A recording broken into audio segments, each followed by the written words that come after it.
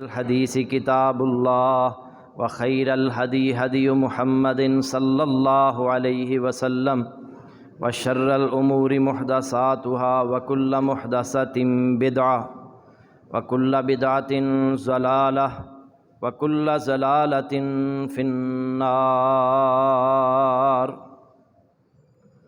اللهم صل على محمد وعلى آل محمد كما صليت على إبراهيم وعلى آل إبراهيم إنك حميد مجيد.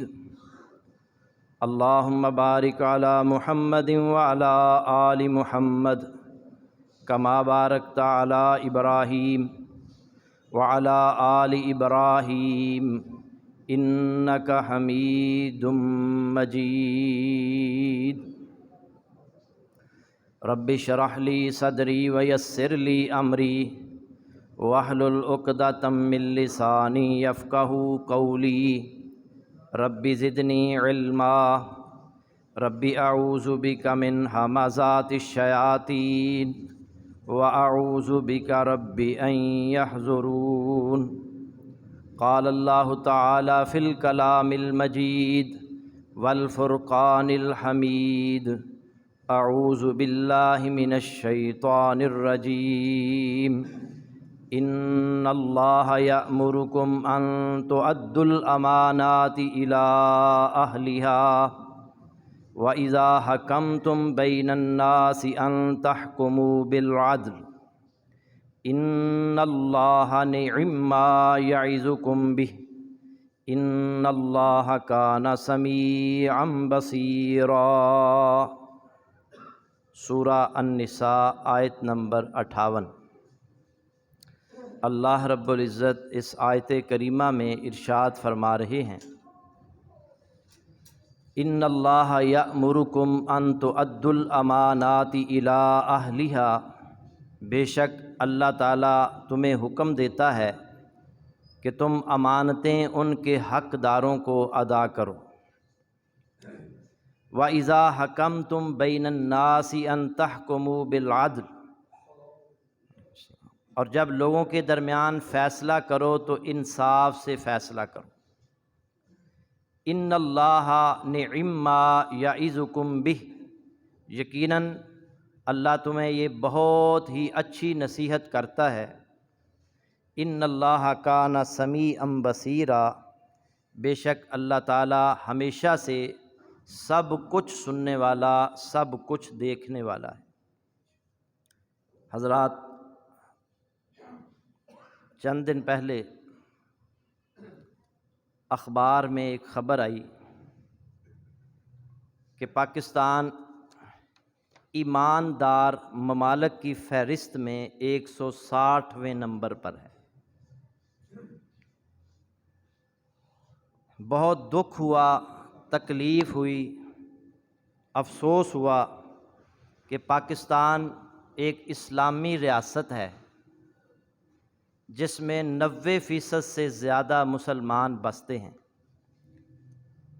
ہونا تو یہ چاہیے تھا کہ ایماندار ممالک کی فہرست میں پہلے نمبروں پر پاکستان کا نام ہوتا، مگر پہلے نمبروں پر کون ہیں؟ یہودی، عیسائی اور دیگر غیر مسلم ممالک. اور پاکستان 160ویں نمبر پر. دوسری طرف ہم دیکھیں، عبادات کی طرف دیکھیں نا، حج اور عمرہ کرنے والے جو مسلمان ممالک ہیں ان میں پاکستان دوسرے نمبر پر ہے. حج کرنے والے بہت زیادہ، عمرے کرنے والے بہت زیادہ. جمعے کے اندر مسجدیں بھری ہوتی ہیں، دروس کے اندر مسجدیں بھری ہوتی ہیں، اجتماعات، تبلیغی جماعت کے اجتماع میں لاکھوں لوگ، اور بھی مختلف مذہبی جماعتوں کے اجتماعات ہوتے ہیں جس میں ہزاروں لاکھوں لوگ آتے ہیں. عبادات میں بہت آگے ہیں، لیکن معاملات کے اندر ہم انتہائی پیچھے، بہت پیچھے۔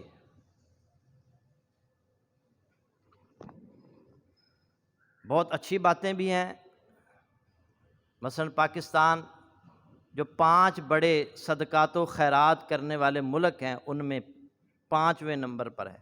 5 ممالک میں پاکستان بھی شامل ہے جو سب سے زیادہ صدقات و خیرات کرتے ہیں۔ مگر یہ کتنے افسوس کی بات ہے کہ ایماندار ممالک میں 160ویں نمبر پر اجتماعی زندگی کے اندر نا سب سے اہم چیز حسن معاملہ ہوتا ہے، کہ معاملات میں یہ آدمی کیسے ہیں۔ آج ہمارا کردار تقریباً ختم ہو چکا ہے۔ کردار میں کیا کیا چیزیں ہیں؟ سچ بولنا، یہ اچھے کردار کی علامت ہے۔ وعدے کی پابندی کرنا، امانت داری، امانت میں خیانت نہ کرنا، عفو درگزر کرنا، معاف کرنا، میٹھی زبان، اچھا اخلاق، اچھا سلوک، یہ ساری چیزیں اچھے کردار میں آتی ہیں۔ ان میں ہم بہت پیچھے ہیں۔ جھوٹ بولتے ہیں، وعدہ خلافی کرتے ہیں، خیانت کا ارتکاب کرتے ہیں، گالی گلوچ کرتے ہیں۔ کوئی چھوٹی سی بات ہمیں کر دے، ہمارے اندر اس بات کو برداشت کرنے کی طاقت ہی نہیں ہے۔ ہم کہاں چلے جا رہے ہیں؟ بگڑتے جا رہے ہیں، مسلسل تنزلی کی طرف جا رہے ہیں۔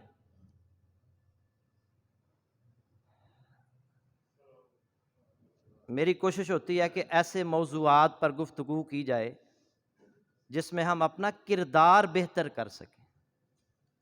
چلیں کسی نہ کسی کے ذہن میں تو کوئی بات بیٹھ جائے گی نا۔ ہو سکتا ہے کہ وہ اپنے آپ کو بہتر کر لے۔ تو آج کے خطبہ جمعہ میں ایک نیا موضوع شروع کیا جا رہا ہے، امانت، دیانت، ایمانداری۔ یہ کیا ہے؟ اس کی اسلام میں کیا اہمیت ہے؟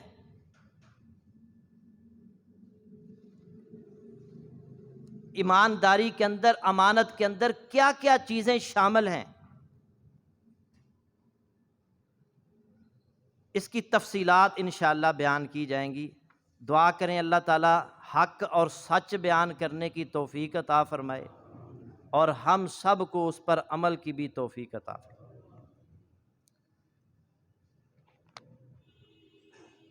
اللہ رب العزت نے نا سورہ مومنون میں فلاح پانے والے جو مومن ہیں ان کی ایک صفت یہ بھی بیان کی ہے، والذین هم لاماناتہم وعہدہم راعون، اور وہ جو اپنی امانتوں اور اپنے وعدوں کی پاسداری کرتے ہیں۔ یہ جو امانت کا لفظ ہے نا، اس کو پہلے سمجھیں، اس کا مفہوم کیا ہے۔ امانت کا لفظ امن سے نکلا ہے، امن۔ اس کا معنی ہوتا ہے مطمئن ہونا، بے خوف ہونا۔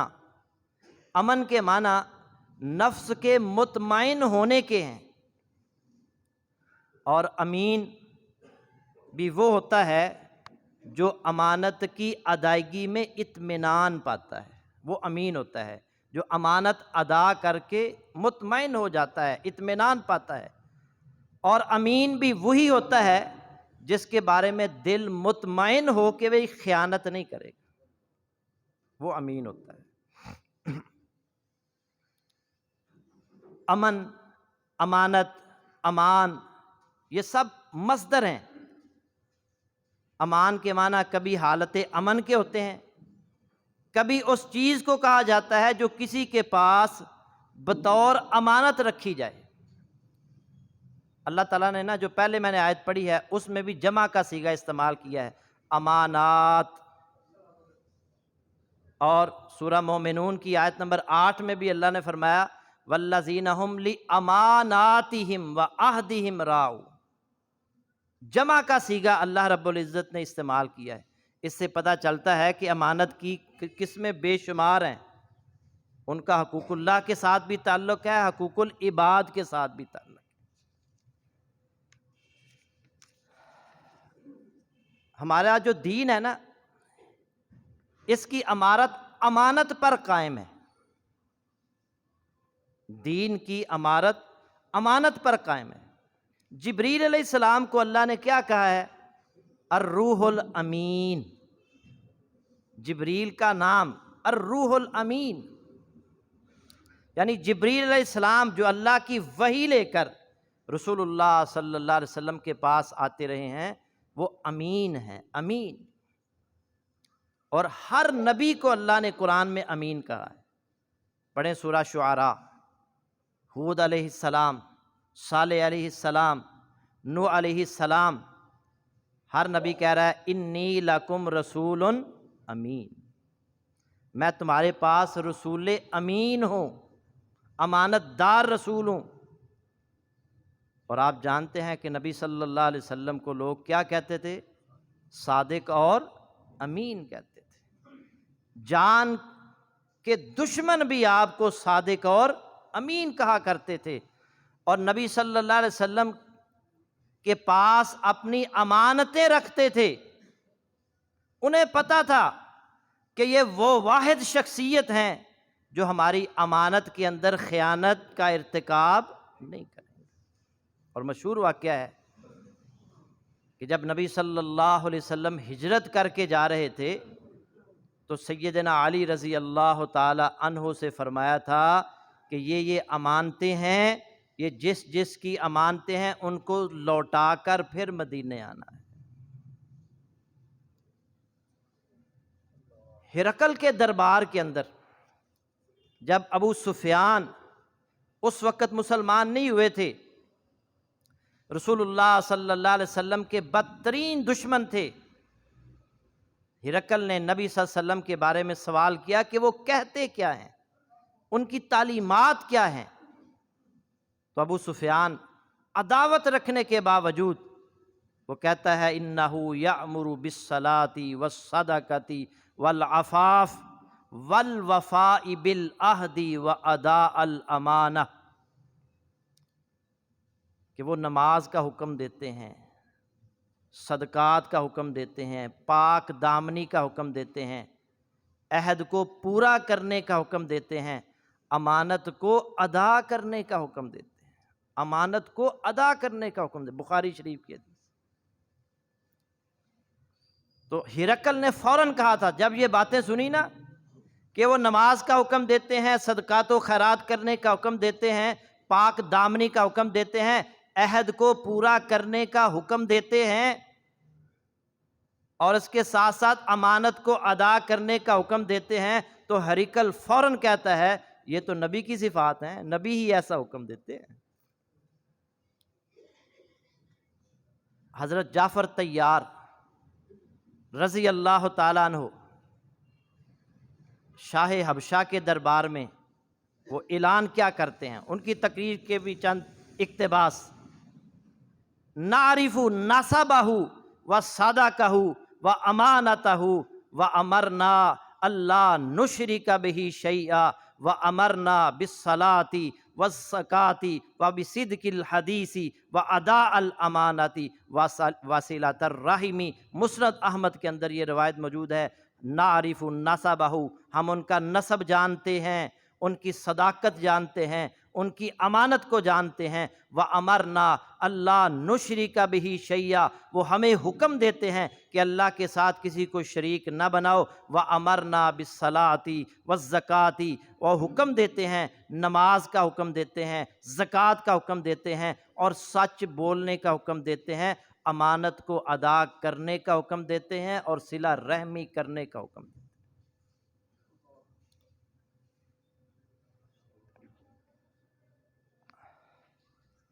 اور ابو سعید خدری رضی اللہ تعالیٰ عنہ بیان کرتے ہیں کہ ایک بد نصیب شخص نے جسارت کرتے ہوئے کہا اتق اللہ یا محمد، اے محمد صلی اللہ علیہ وسلم اللہ سے ڈرو۔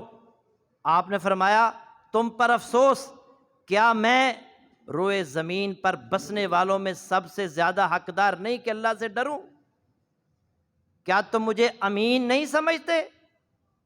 تم مجھے امین کیوں نہیں سمجھتے حالانکہ میں اللہ کا امین ہوں؟ صبح و شام میرے پاس آسمان سے خبریں آتی ہیں، میں ان خبروں میں خیانت کا ارتکاب نہیں کرتا، تمہارے ساتھ کیسے خیانت کروں گا؟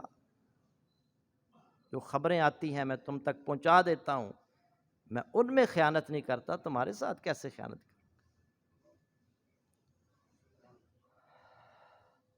اور اللہ تعالیٰ نے بھی فرمایا یا ایھا الرسول بلغ ما انزل الیک من ربک، اے رسول جو کچھ آپ پر آپ کے رب کی طرف سے نازل کیا گیا ہے وہ پہنچا دو، فَإِن لَّمْ تَفْعَلْ فَمَا بَلَّغْتَ رِسَالَتَهُ، اگر آپ ایسا نہیں کریں گے تو آپ نے اللہ کا پیغام پہنچایا ہی نہیں ہے۔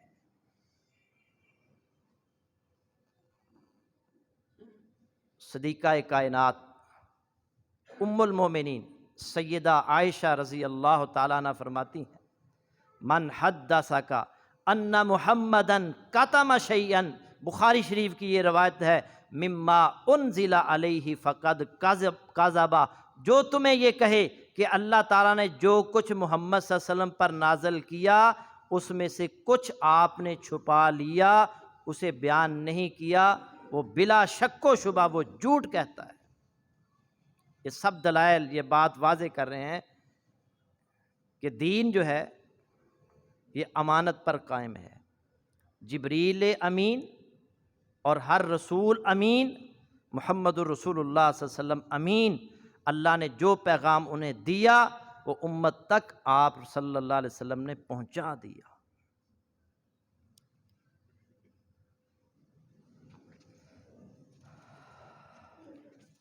اب اس کی اہمیت کیا ہے؟ امانت کی اہمیت کیا ہے؟ انشاءاللہ یہ جو خطبات کا سلسلہ شروع ہو رہا ہے نا، اس میں کردار پر ہی گفتگو ہوگی۔ یہ کردار میں یہ سچ پر، اسی طرح یہ امانت پر گفتگو کا سلسلہ، یہ 3-4 جمعے انشاءاللہ اس پر ہوں گے۔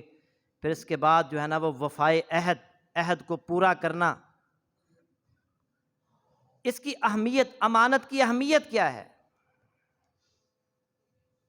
نبی صلی اللہ علیہ وسلم کے بارے میں آپ سن چکے ہیں کہ انہوں نے ابتدائی طور پر تعلیمات کیا دی تھی۔ ہرقل کے دربار میں ابو سفیان نے بھی یہ کہا تھا کہ امانت کے ادا کرنے کا حکم دیتے ہیں۔ شاہ حبشہ کے دربار میں جعفر طیار رضی اللہ تعالیٰ نے بھی یہی کہا کہ یہ امانت کے ادا کرنے کا حکم دیتے ہیں، یہ اہمیت ہے۔ اور نبی صلی اللہ علیہ وسلم نے فرمایا، حضرت عبادہ بن صامت رضی اللہ تعالیٰ عنہ حدیث کے راوی ہیں، مستدرک حاکم میں یہ حدیث موجود ہے۔ نبی صلی اللہ علیہ وسلم نے فرمایا، اضمنوا لی ستم من انفسکم اضمن لکم الجنہ، مجھے 6 چیزوں کی تم ضمانت دے دو، میں تمہیں جنت کی ضمانت دیتا ہوں۔ 6 چیزوں کی ضمانت۔ اصدقوا اذا حدثتم، جب بات کرو تو سچ بولو۔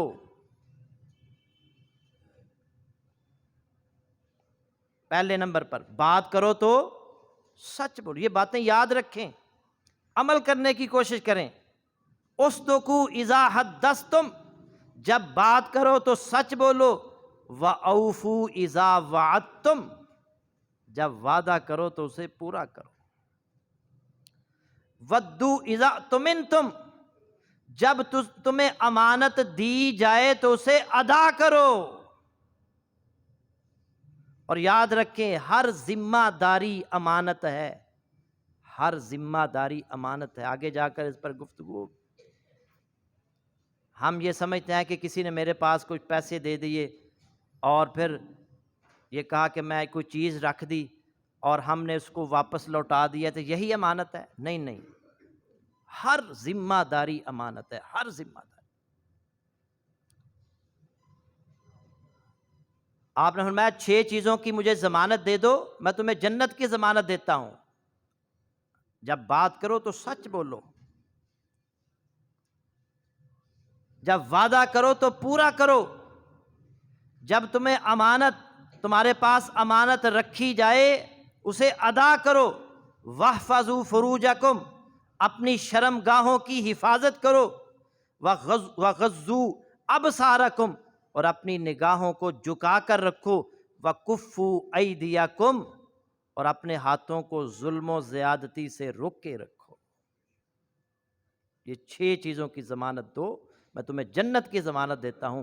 ان میں سے ایک یہ بھی ہے کہ جب تمہارے پاس امانت رکھی جائے، تمہیں امین بنایا جائے، تمہیں کوئی ذمہ داری سونپی جائے، اس میں خیانت کا ارتکاب نہ کرو، اس میں ڈنڈی نہ مارو۔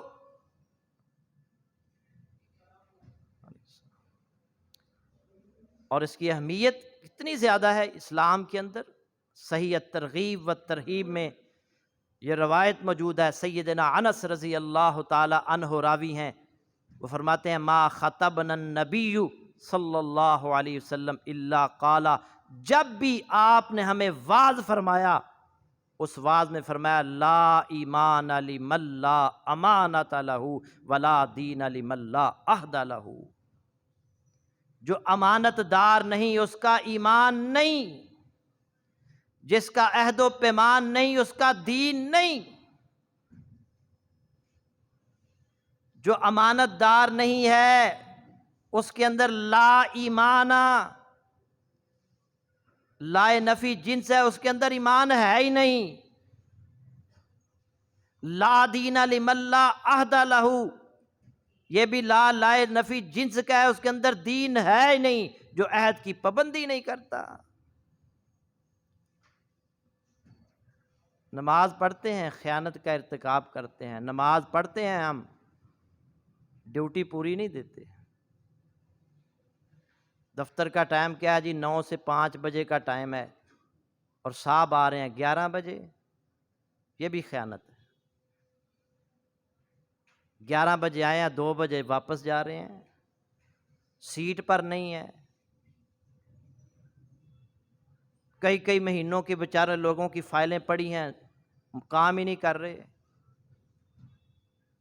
میرے دوست ہیں، وہ بتا رہے تھے کہ 20 سال سے لوگوں کے کام اڑے ہوئے ہیں، اٹکے ہوئے کام، 20 سال سے لوگ آنا ہی بند کر دیا، تھک ہار کر، چکر لگا کر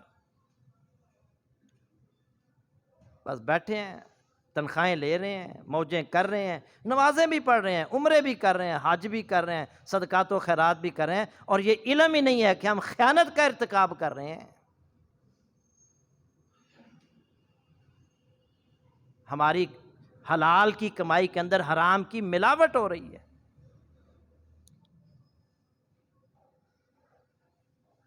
سیدنا عمر فاروق رضی اللہ تعالیٰ عنہ کا قول، ان کا فرمان کیا ہے؟ تمہیں کسی شخص کی نماز اور اس کا روزہ دھوکہ میں نہ ڈالے،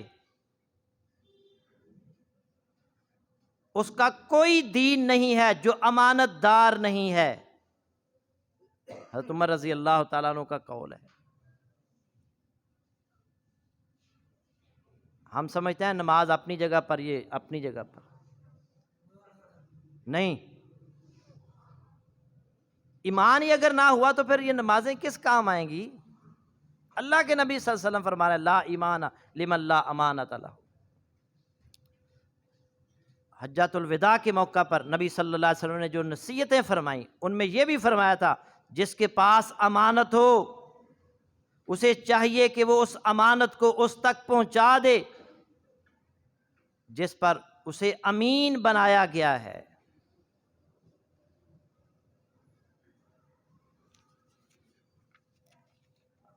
اور یہ کتنی معروف حدیث ہے، اور تقریباً ہر کسی کو یاد ہوگی۔ منافق کی کتنی نشانیاں ہیں؟ ایک حدیث میں 3 ہے، ایک حدیث میں 4۔ کبھی غور کیا آپ نے؟ ہم بس حدیث سنتے ہیں، سن لی، ہم کون سے منافق ہیں جی؟ اپنے آپ پر اس کو دیکھیں، کیا ہمارے کے اندر یہ صفات تو نہیں پائی جا رہی؟ کیا نشانیاں ہیں؟ جب وعدہ، جب اذا حدث کذب، جب وہ بات کرتا ہے تو جھوٹ بولتا ہے، وَإِذَا وَعَدَ أَخْلَفَ، جب وہ وعدہ کرتا ہے تو اس کی خلاف ورزی کرتا ہے، وَإِذَا اؤْتُمِنَ خَانَ، جب اس کے پاس امانت رکھی جاتی ہے تو اس میں خیانت کرتا ہے۔ خیانت کا ارتکاب، یہ منافق کی علامت۔ اور دوسری حدیث کے اندر جب کسی کے ساتھ اس کا جھگڑا ہو جاتا ہے تو گالی گلوچ پر اتر آتا ہے۔ چاروں جس کے اندر یہ خامیاں پائی جائیں پکا منافق، رسول اللہ صلی اللہ علیہ وسلم نے فرمایا۔ جس کے اندر ایک ہے، دو ہیں، تین ہیں، وہ اس درجے کا منافق ہے۔ کیا ہمارے اندر یہ پائی نہیں جا رہی؟ جھوٹ، ہم اب آج کل ہم جھوٹ کو جھوٹ سمجھتے نہیں ہیں، وعدہ خلافی کو جرم سمجھتے نہیں ہیں، خیانت کو جرم سمجھتے ہی نہیں ہیں۔ اللہ تعالیٰ ہدایت نصیب فرمائے۔ اسی موضوع پر انشاءاللہ اگلے جمعے میں بھی گفتگو ہوگی۔ اللہ تعالیٰ سے دعا کریں کہ اللہ تعالیٰ ہمیں امین بنائے، خیانت سے محفوظ رکھے، ایماندار صحیح معنوں میں بتائے۔ اور یہ دھبا جو ہم پر لگا ہے کہ 160 ملکوں، پاکستان جو ہے 160ویں نمبر پر ہے، تو ہمیں کوشش کرنی چاہیے کہ ہم اس کو بہتر سے بہتر بناتے چلے جائیں اور پہلے نمبر پر آئیں گے کہ نہیں؟ انشاءاللہ کوشش کریں۔ اللہ تعالیٰ عمل کی توفیق عطا فرمائے۔ وآخر دعوانا